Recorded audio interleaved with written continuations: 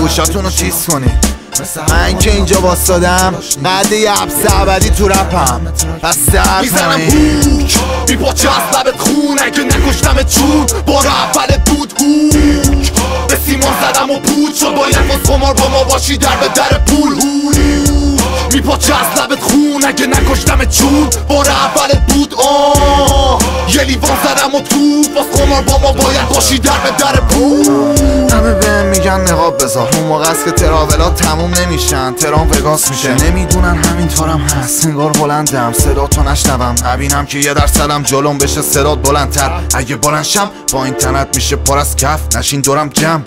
عکس حرف تک هشتگ رپ جنگ میمونم تشمن همه میدونم برقم نمیری بیرونم مرزم به پشمم دیوونت کردم اونا که دستامو گرفتن خوب میدونن گرمم حتی طرفدارای دو آتیشتون تو دیروزم غرقن از همون فیرو میخونن اتفاقا خیلی شبیه همون فیروزم هستن اینا سیمارین که به فیوزم بستن و خیلی وقت من میدونم غرق میزنم هوک میپاچه از لبت خون اگه نکشتمت چون بار اولت بود هوک به سیمان زدم و پود شد باید باز خمار با ما باشی در به در پول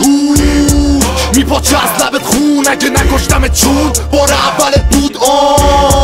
یه لیوان زدم و تو باز خمار با ما باید باشی در به در پول انقدر دورم شلوغه انگار تو شب کریسمسم همه شدم محو تریپ بگم همه دیریب زنن منم دیریب زنم میریم فشم رو نیمکتم میشینم و دیرین فقط وقتی میریم محل چیلیم فقط میزنن و بای پیرن چهار خونه یه لش دستمال سر رو میبندن تو دست بعدش بیری دنس از شهر تیم میشیم میریم غرب میریم شهر درس میدیم رپ به هم دیگه کپ میدیم قرض میدیم رپ به کار خوبی رو دستمون مثل سیکسم رئیسم به گولا خاتون بگو بیسن مافیای ما نمیشه پلم به هیچ وجه منم هیچ وقت نمیزنم پلو فیچ کس همیشه به من بگو رپ گاد دست صاحب بدو میگیره سگاز جک دال کن هرچی داری از ماست پرشین کت باس بره کت بال میزنم هوک میپاچه از لبت خون اگه نکشتمت چون بار اولت بود هوک به سیمان زدم و پود شد باید باز خمار با ما باشی در به در پول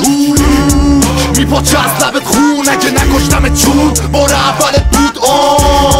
یه لیوان زدم و تو باز خمار با ما باید باشی در به در پول